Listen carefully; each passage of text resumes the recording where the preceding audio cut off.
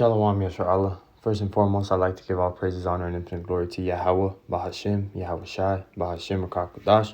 Double honors to the elders and to the apostles at Great Millstone. Peace and salutations to all you hopeful elect Akim that are out there laboring, that are pushing this word in truth and in sincerity. This is your brother Amar from the GMS Boise, Idaho camp, coming at you with, the yearly Christmas rebuke. This is something that needs to be talked about every year, because there's new brothers coming in this thing all the time. There's people hearing about it for the first time. So, this is a good chance to, bring this information up again.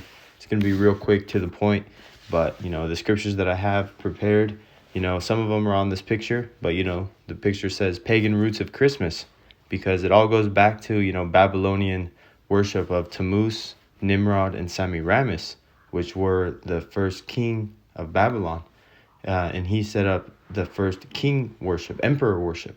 Semiramis being, representative of the moon, him of the sun, and they did a birthday because Tammuz's birthday, their son, was supposedly on December 25th.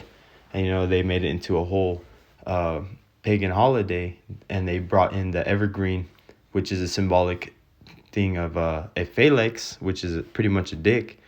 And then also, they also use it as a symbol of being an evergreen, which is what the tree is. It's a pine tree. So it's an evergreen, so it's green even in the winter. So there's a lot to it, but one of these scriptures that I have were actually on this picture. So I'm going to read it. This is Deuteronomy 7:26. You must not bring a detestable thing into your house, or you will be set apart for destruction like it. You are to utterly detest and abhor it, because it is set apart for destruction. And that is going into, these philosophies, these idols that these people bring in and worship, aka in this instance, the Christmas tree, because you allow with that Christmas tree other demonic spirits, and things to enter in your house because you allowed it to dwell in there. So those spirits are going to be right around the corner. And this is a picture of Krampus, which is another term that they call, Santa Claus if you're not being bad. This is like one of those myths that they have around it. Christmas is pagan, not biblical. And then a lot of the sayings that people use for Santa Claus is, oh, that's old Saint Nick, and they don't even know the real term behind it. And I've known this for years, but going back to it is, what does Old Saint Nick mean? Old Saint Nick definition and meaning. It goes into used as a name of the devil. So pretty much it's another term for, what they call the spiritual demon Satan. Old Saint Nick, chief spirit of evil and adversary of God, which we know Lucifer, aka not Lucifer, but the spiritual devil demon Satan. He actually works with the Most High Yahweh Shai, not against him. Tempter of mankind, master of hell. So this is going into, that term. Look at the Webster's Dictionary. The supreme personification of evil, often represented as the ruler of hell. So, point made, these people are literally worshiping the devil, and they don't even know it. They think it's a whole thing that you can bring your kids and have them sit on a stranger's lap and, tell them all these lies, man. Well, why do they tell them these traditions? There's a meaning behind everything. And you have to realize that it's, the truth is stranger than fiction, because this opens doors to evil.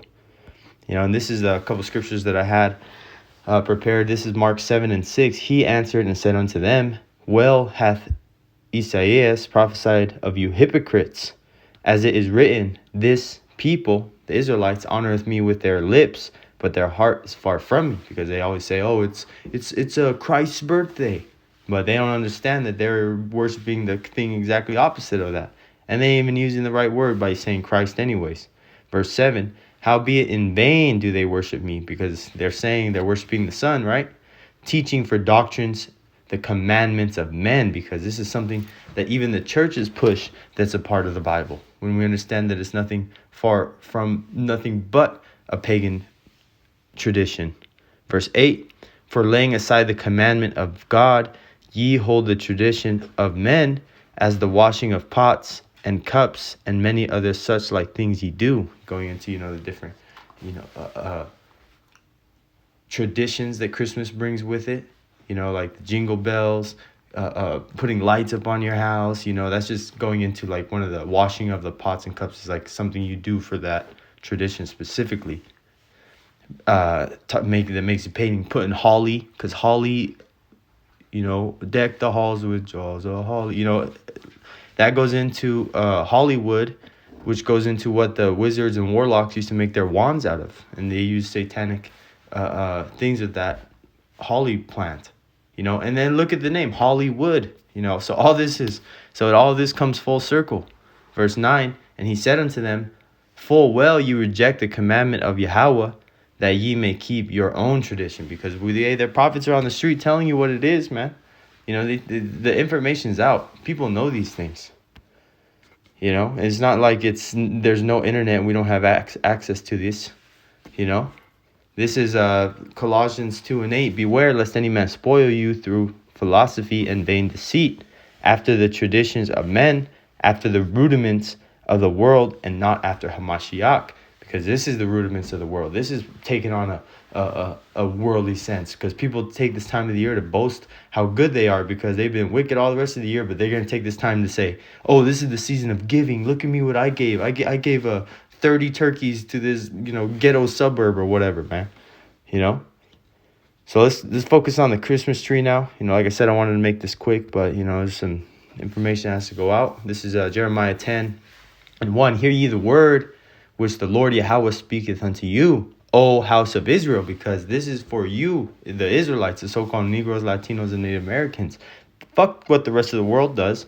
They're going to keep doing what they do. But we Israelites are set apart people, so we can't move like the rest of the world. We have our own high feasts and holy days. We have our solemn assemblies. We have our gatherings. We have our songs. We have our culture, but our people don't want to accept it because this world is more appealing and it's more popular and it's more pushed in front of their face on the TV, radio, whatever they're being absorbed in their life. So it's hard for them to step away from it. This is verse 2.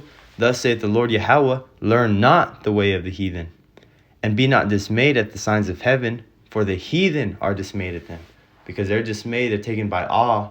They want to be a part of it, and even the signs of heaven, they don't know what's going on in the celestial heavens, going into the things above them. The chariots, whatever, they're at all. They don't know. They're freaked out. But we, the Israelites, we understand full well. The elect. Verse 3, for the customs of the people are vain.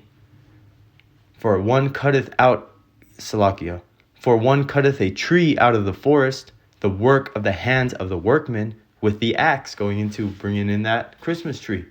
Taking the labor, washing of the cups. That's one of the things that they do. They go and get a Christmas tree. Verse 4, they deck it with silver and with gold, the lights, the little bell ornaments. They fasten it with nails and with hammers, that it move not, going into the stand. It has like 4 little nails that you screw in, and it has like a little base that the nails are attached to. So you just got to tighten it so it doesn't fall over. That's part of that custom. Verse 5, they are upright as the palm tree, because they make it seem like it's straight up, but speak not. They must needs be born, because they cannot go, but be not afraid of them, for they cannot do evil, neither also is it in them to do good. And that's the point there. But yeah, man, this is a dumb idol. This is something that is not going to profit you. In them to do no good, because there's nothing that can come out of this that's going to benefit you. I know that there's one, I will not smell in your solemn seafood. Salaki, let me look this up. Bear with me, Israel.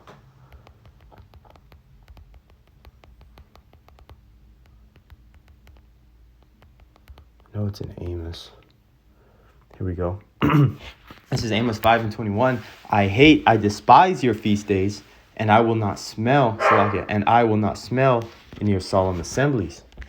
Going into, this is not something that pleases Yahweh Shemi Ashai, nor is something that he really is in wanting to help us out with as a people, because, hey, man, they don't care about us. All they care about is getting the money that you want to spend for this. Because the Most High doesn't care that you take all this time to give gifts out to your loved ones, and oh look, I gave more gifts than I received this year. The Lord doesn't care. This is verse Amos again, 5:21. I despise, I hate. The Lord hates certain things.